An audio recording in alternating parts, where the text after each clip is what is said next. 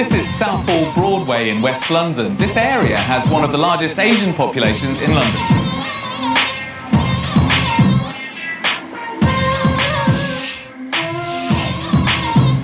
The United Kingdom is an ethnically diverse country with many different communities that reflects the multicultural nature of Britain.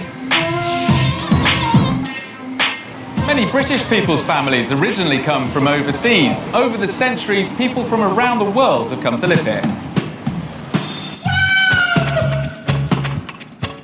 The first significant wave of immigrants arrived by ship from Jamaica in 1948. The Notting Hill Carnival celebrates this Caribbean culture. In the 1950s and 60s, Indian, Bangladeshi and Pakistani families made Britain their home. Asian Ugandan refugees fled here in the 1970s, followed by Somalis in the 90s. And in recent years, Eastern European citizens have arrived in search of work. This cultural variety makes Britain a vibrant place to be, but it's not without its problems. Conflicts can arise between cultures and generations. Young people whose parents or grandparents settled here have a very different experience of growing up to their parents. Sunny Geraval and his father Avinda live in Southall. Avinda came here from Kenya in the 1970s. Sunny was born here. Avinda, what was life like when you first came here? It was hard. There was no jobs for people like us.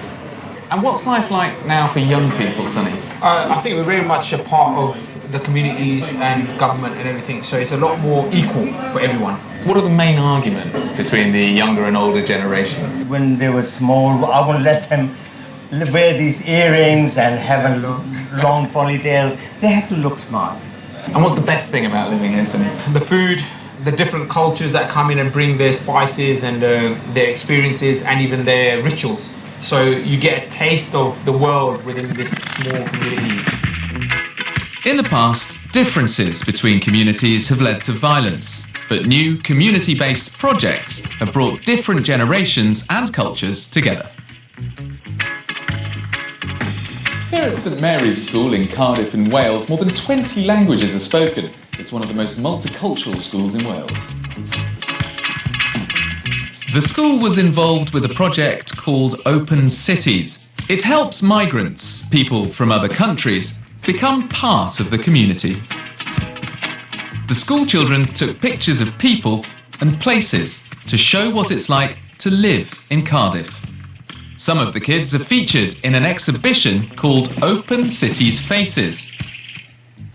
Mercy and Joy, and their father Derek, are originally from Zambia. They've lived here for 6 years. Derek, tell me why you came to Cardiff and why you took part in this project. I am an engineering consultant. I came to Cardiff because I was offered a job here. This project was a good thing because it was trying to show something positive about migration and integration. Why is Mercy photographed by a window?